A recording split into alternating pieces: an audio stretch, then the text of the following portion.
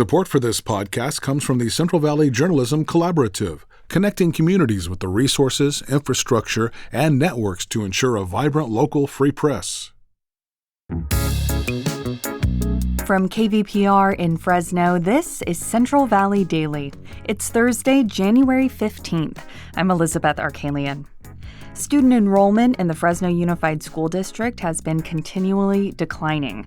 So district leaders recently offered a retirement deal to nearly 2,000 employees. We had about 573 employees take the early retirement offer. Coming up, we speak with District Superintendent Misty Her about why so many employees got the offer. But first, these headlines. A federal court in Los Angeles on Wednesday upheld California's new congressional maps. Voters approved the new maps during a special election in November for Proposition 50. The goal of Prop 50 was to boost Democratic seats in Congress to offset Republican gerrymandering efforts in other states. Republicans in California sued to stop the maps from moving forward. They argued that the maps were drawn to favor Latino voters, but the three-judge panel rejected their argument. Opponents may still appeal the ruling to the Supreme Court. Fresno County community groups announced this week a new tax measure they aim to get on the November ballot. As KVPR's Carrie Klein reports, it replaces a measure that died last week.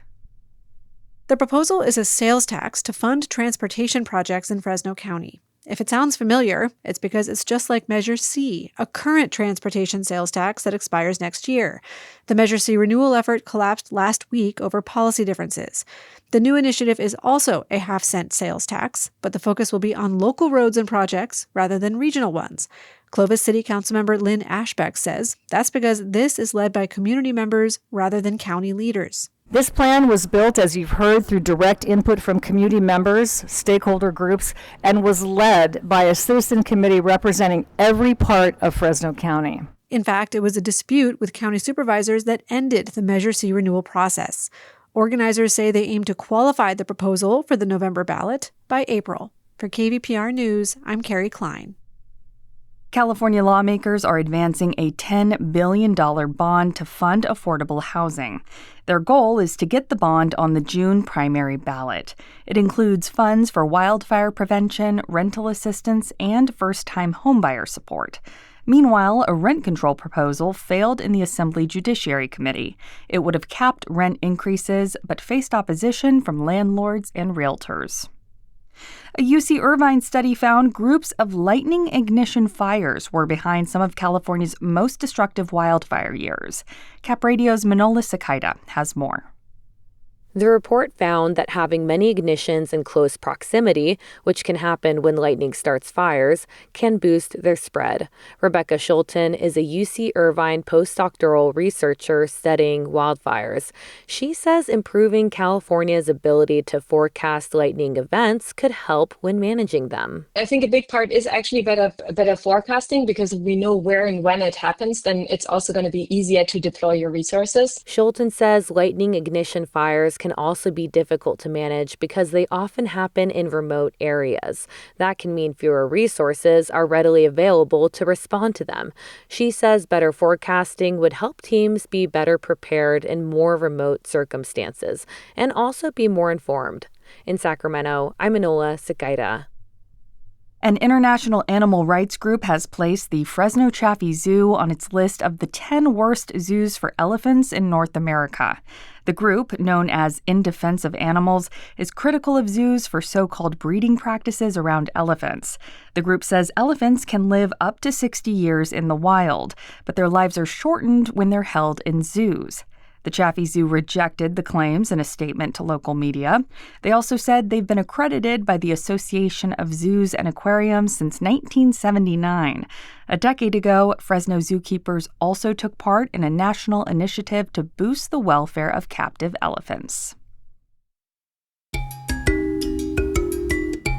Support for Central Valley Daily comes from the Osher Lifelong Learning Institute at Fresno State, providing short courses and activities for everyone 50 and better. Registration for the spring semester is now active, and more info is available at fresnostate.edu/OLLI. The Osher Lifelong Learning Institute, where learning never ends.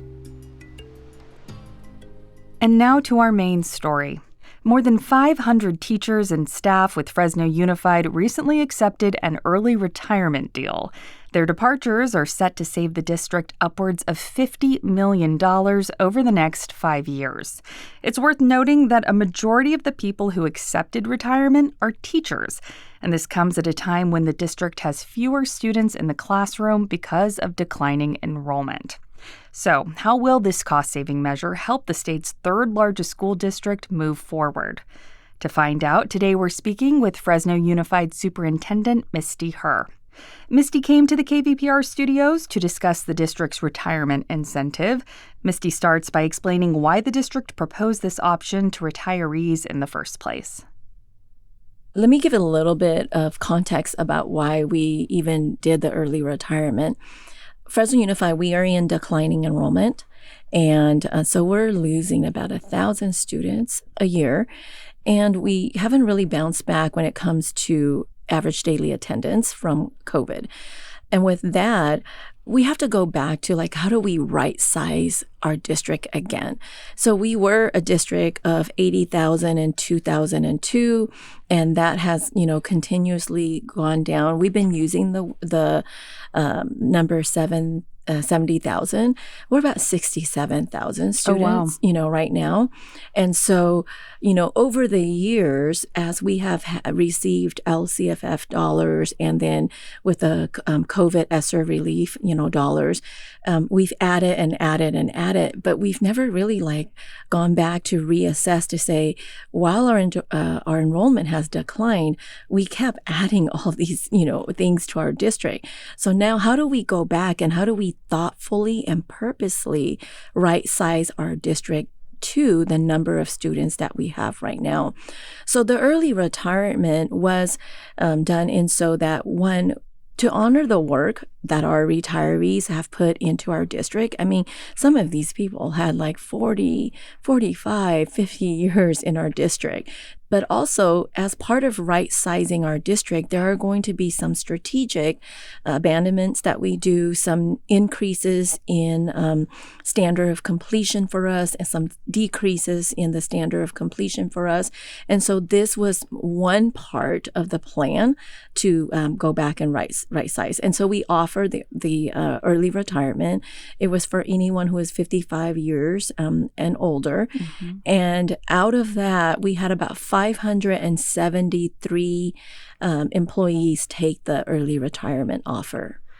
So you mentioned some background on what prompted this decision. How common is it to offer an early retirement plan like this? I mean, are we talking only in dire straits, or is this sort of a strategic decision maybe a district would do once a decade? Yeah, I mean, this is very strategic. I mean, we don't offer it every year. I think the last time we did this was back in, I might probably not get the year right, but around 2002, 2003.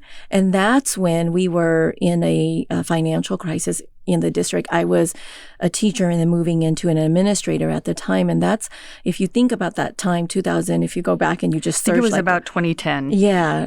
That's kind of when we started to do it.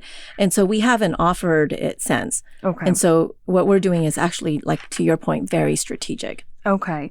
You're estimating that this will save the district $56 million over the next 5 years. What can the district do with that extra funding and those savings? So as I moved in my interim year as superintendent, our board committed to what is called student outcomes focused governance.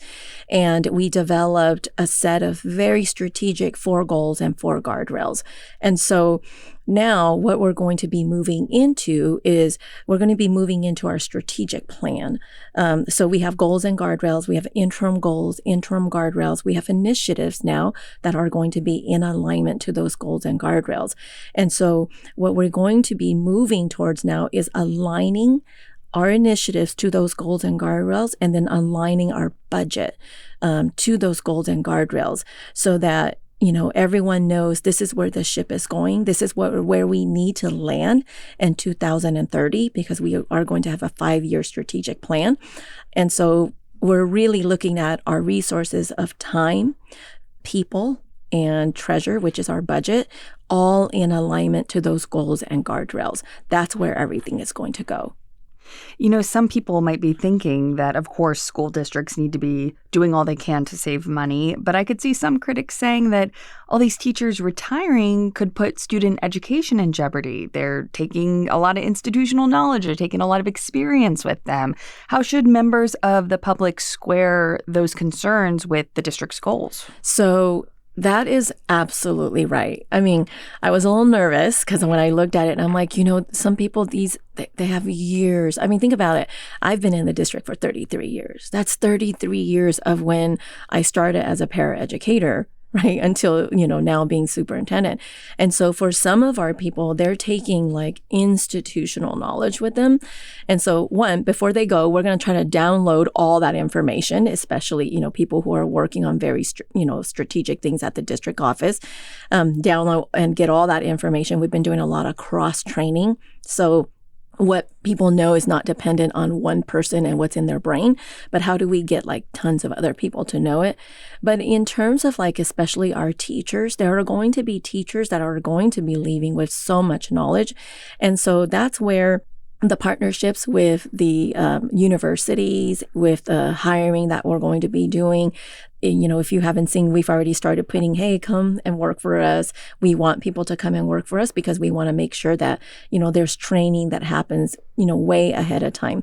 We know that in preparation for the exit of this 573 employees, we are going to have to train differently. We're going to have to coach differently. We're going to have to bring in people to mentor, differently, especially for our new teachers that are walking in. So the way we've been doing business with the district, this is going to be a very different year in which we're not going to say, oh, it's the same thing. We're going to onboard new employees like we've always done before, because it's going to be a completely new type of onboarding. Yeah, it sounds like so much has changed in recent years at the school district, but also I would think all school districts are grappling with this sort of post-pandemic world. Is that still do you still have sort of the echoes of that in your head as you make your plan moving forward? I mean, definitely. I mean, we have kids that are still like not recovered. Adults also that are still not, like every time I get on a Zoom meeting or Teams meeting, I still get a little bit of, PTSD from, oh my gosh, right? When your whole life was like that. Right. Yeah. And so, like I have an example. I have a son who goes to Fresno Unified, and he's now in 10th grade, and he's like, Mom, but in 4th grade, I never got everything that I should have gotten. And so, that's why I'm struggling. And so it's not just him. It's an example of like what our kids are going through, that we have to just, pause and be mindful. I mean, I'm seeing kids now in high school that were supposed to be in 7th grade, and then they really never went to 7th grade. And then they came in 8th grade, and then all of a sudden they went to high school. And so, like we're having to shift and pivot and do things that traditionally, and I don't know if there's such a thing as traditional anymore. Misty Her, Superintendent of the Fresno Unified School District. Thank you so much for coming to the studios and discussing this with us. Thank you for having me. And that is today's show. Today's episode was produced by Jonathan Linden and KVPR with support from the Central Valley Journalism Collaborative. I'm Elizabeth Arkalian. You can find the latest local news anytime at kvpr.org.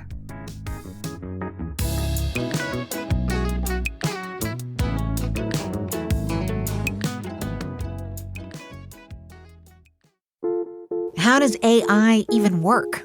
Where does creativity come from? What's the secret to living longer? TED Radio Hour explores the biggest questions with some of the world's greatest thinkers. They will surprise, challenge, and even change you. Listen to NPR's TED Radio Hour wherever you get your podcasts.